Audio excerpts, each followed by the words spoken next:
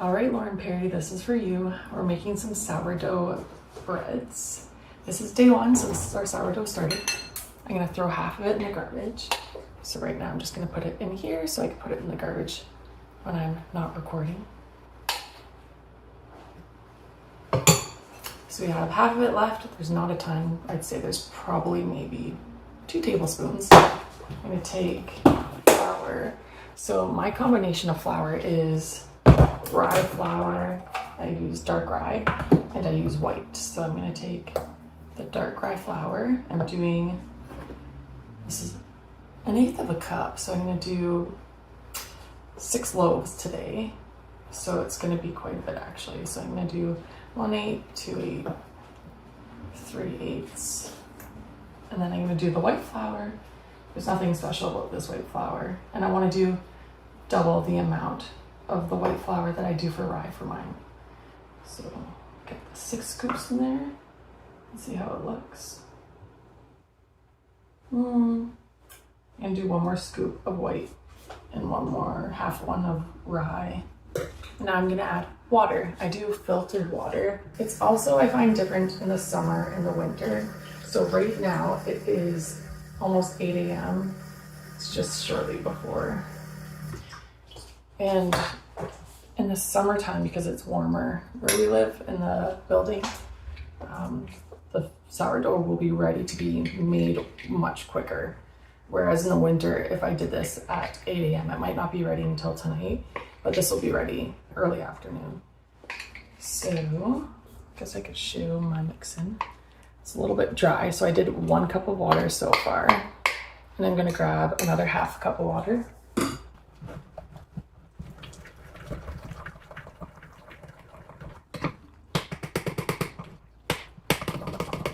So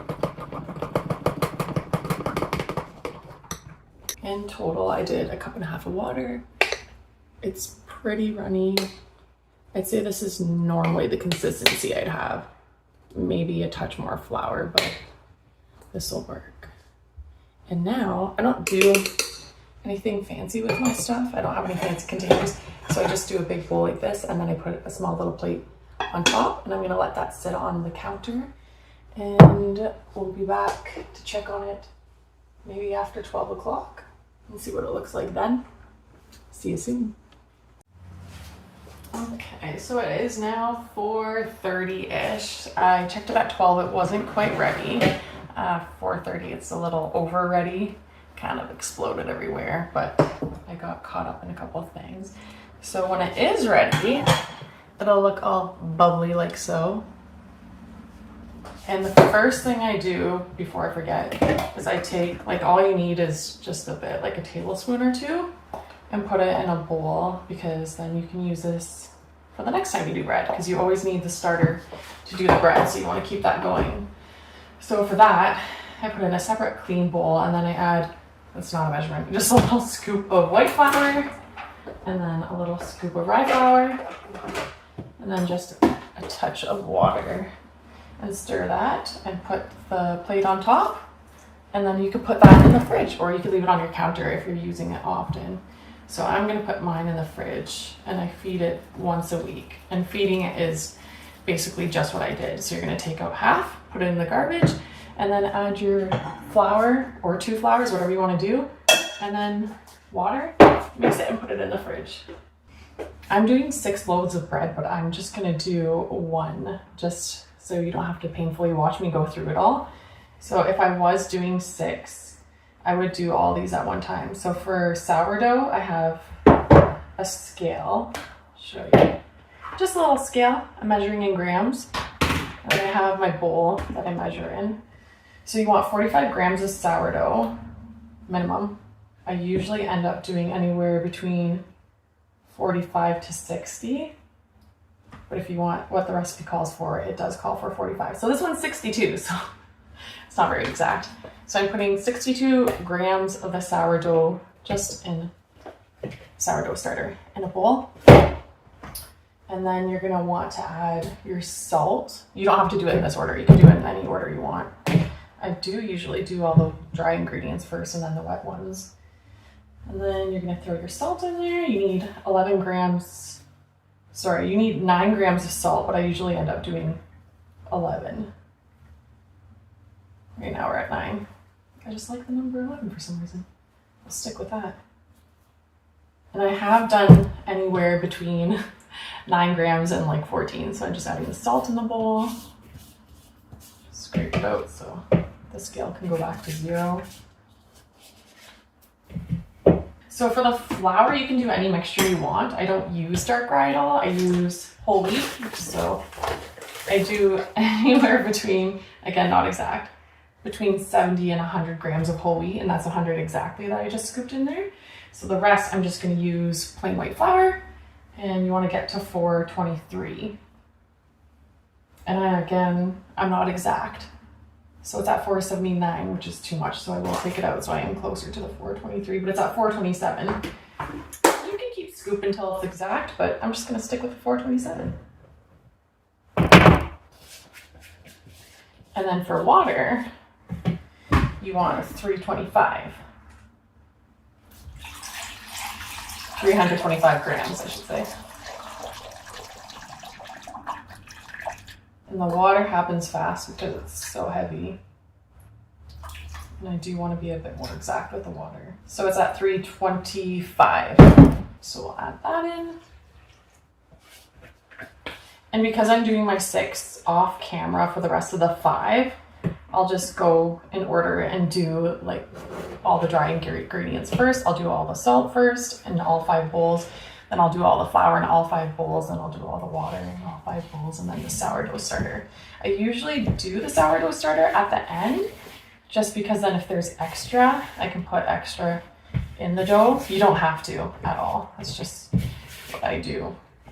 So then once it's all together in the bowl, you're just gonna mix it. It's kind of shaggy, I guess. Shaggy dough. Then once it's mixed up like that, I take flour, pour it on my counter, and then I'm gonna mix it by hand until it's a bit smoother. Not that you can see what I'm doing. Not that you can see what I'm doing because it's too far down on the counter. And I don't have a setup for this. So you're just gonna knead it. Well, I should probably put the camera down in case you don't know what kneading is. You're just basically, it's on the counter, I'm taking this side and pushing it down, taking this side and pushing it down. And then I keep adding flour just so my hands don't stick too much. It is a very sticky, messy thing. So I'd say I mix it just until it's kind of smooth, maybe less than a minute. So you got your ball of dough, and I'm just gonna throw it in the bowl and leave it there for half an hour until I mix it again. So on top of the bowl, I do get some dish towels, and then I just wet them and I lay them on top, and that's just so the dough doesn't dry out. And I'll leave them overnight like that too. So I'm gonna go do the other ones off screen, and it is a very sticky mess. All right, so it's been a half an hour. So we're gonna do our first fold. I'm gonna take flour, just to clarify, this is all happening on the same day. Spreading flour on the counter since you can't really see. I'm gonna pull my first one out, and you'll notice throughout the folds, because you're supposed to do 3 folds, every half an hour you do a fold, that the dough consistency will change. So right now it's like super sticky and not very stretchy. You're just gonna lay it flat on the counter. So you're gonna take one side and you're gonna basically pretend this is on the counter. We're gonna take one side and fold it to the middle, the other side, fold it to the middle, take all 4 sides and basically fold them to the middle. And that's all you're gonna do. You can do it again if you want. I usually don't. I just do the 4 and then I roll it in flour so it doesn't stick to the bowl too much, and then just throw it back in the bowl. Let's do another one, and then I'll turn off the camera. So again, put flour on the counter because it's super sticky. Throw it down there. You could tell this one didn't have as much water as the other ones because it is drier feeling and not as flexible. So fold to the middle, all 4 sides, and then just give it a little roll there.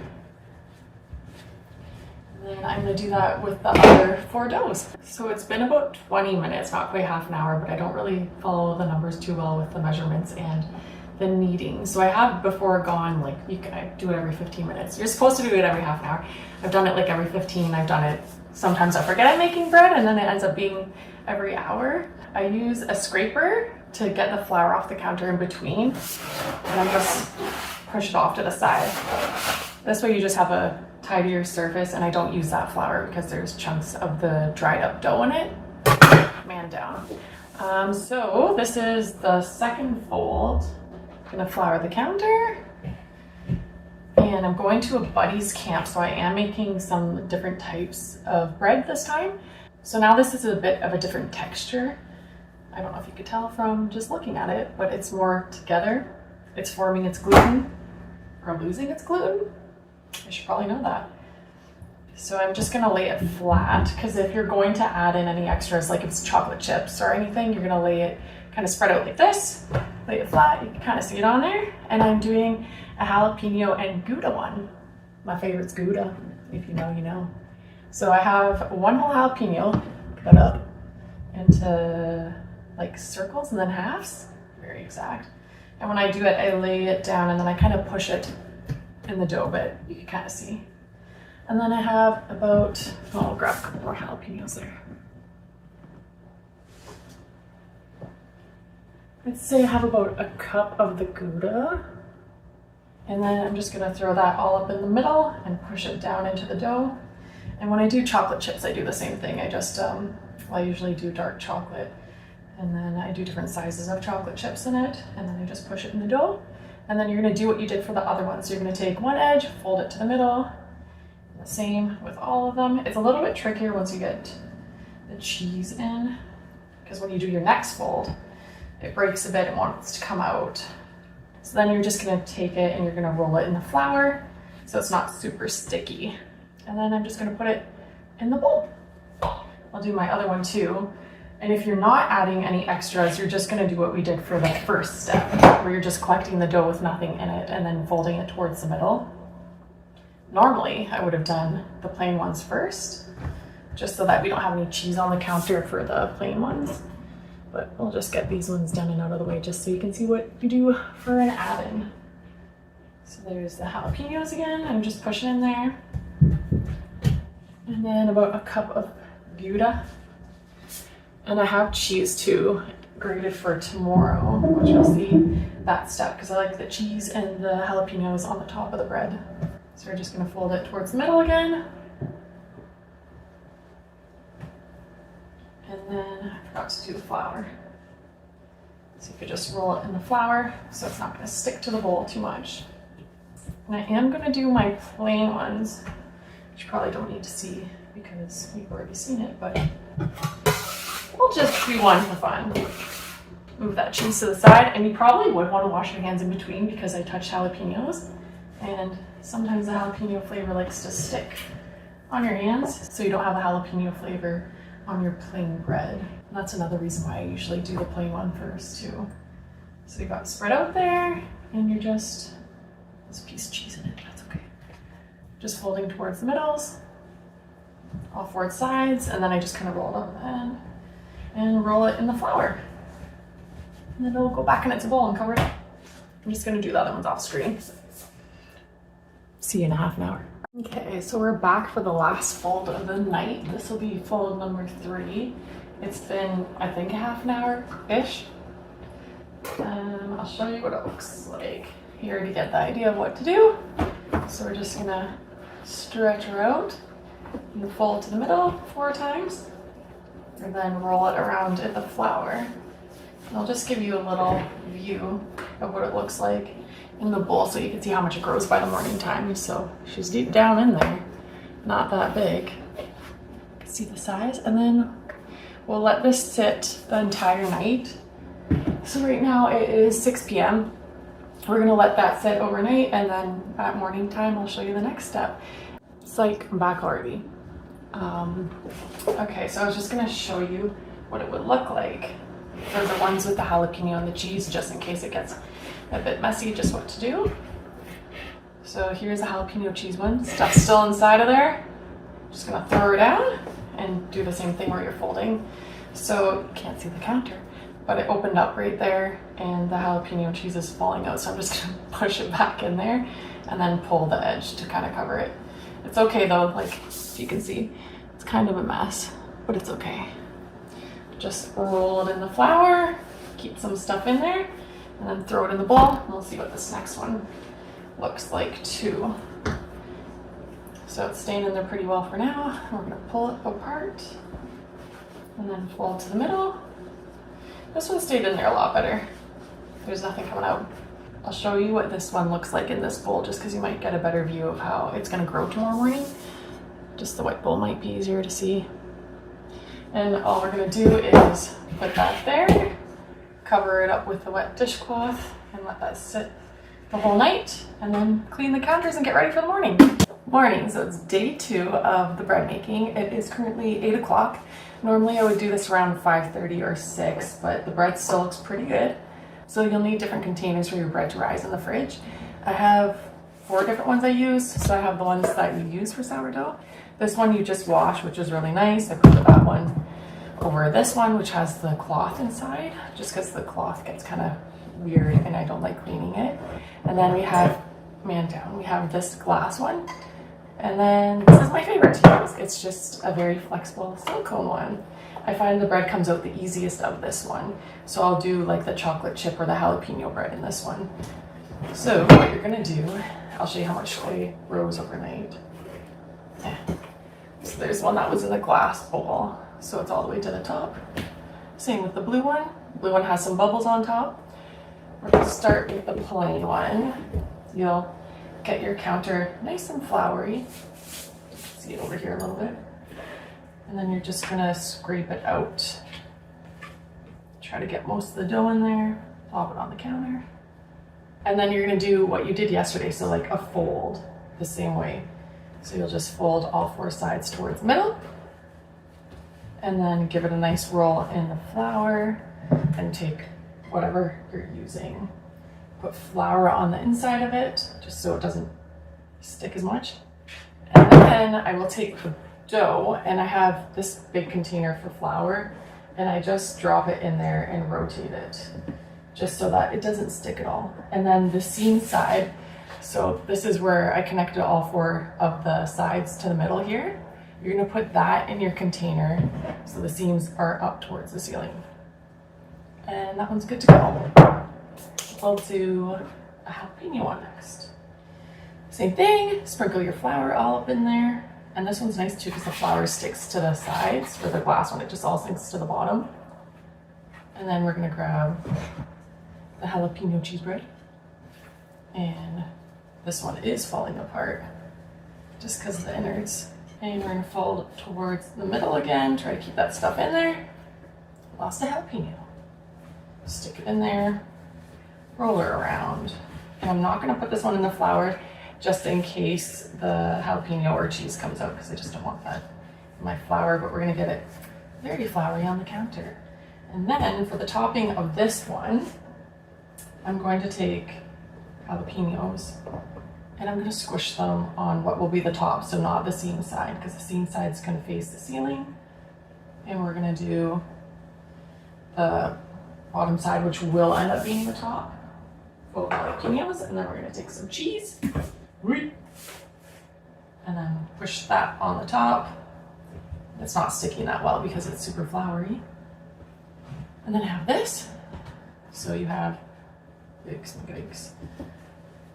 cheese and jalapenos on the top. You're gonna flip that upside down, put that in the bread loaf pan, and then I'll just take the cheese that fell out and stick it in there too.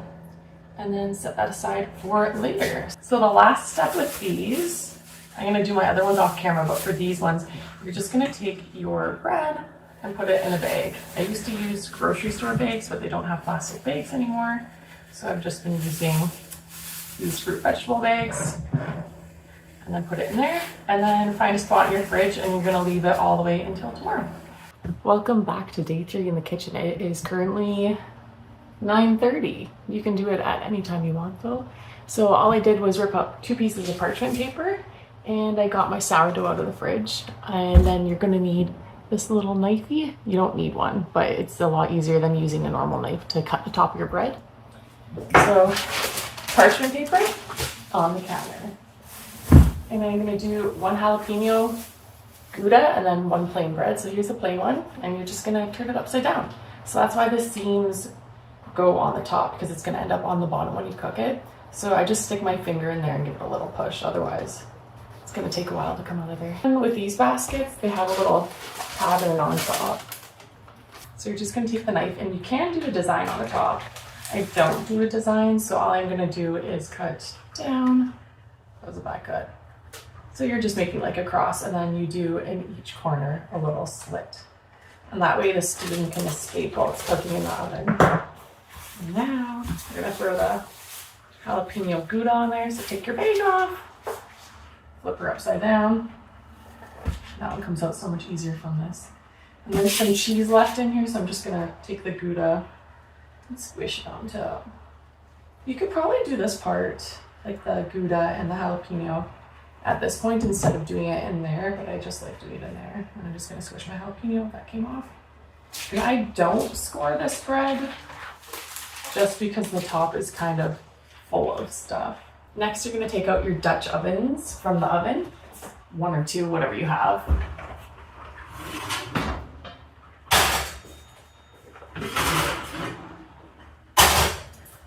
I guess it would help to know what the oven's set at. So it's set at 430 degrees for this whole thing.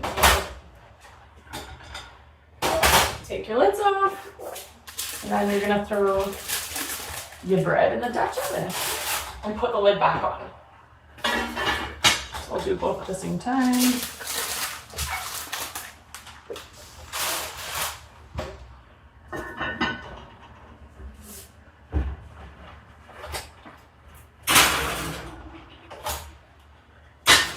And you're gonna put those in there for 20 minutes.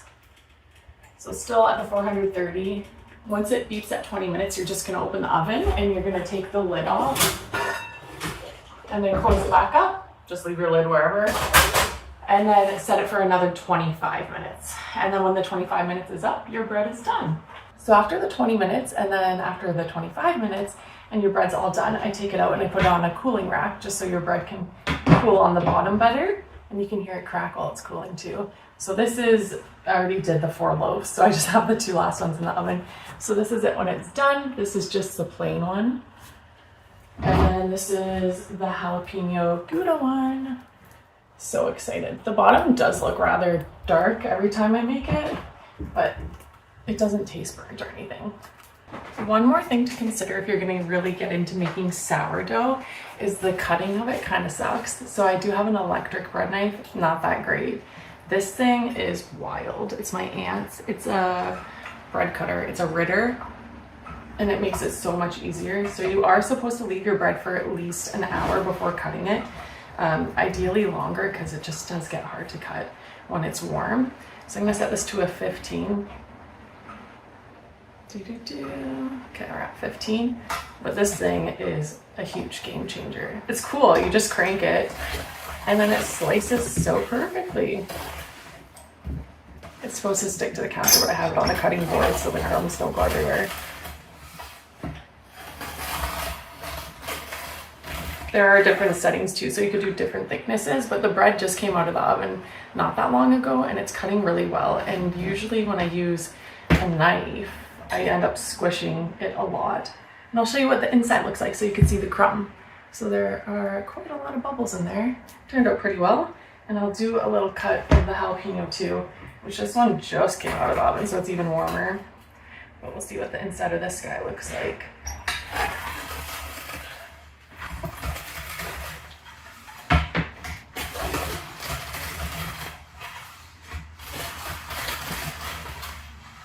All right.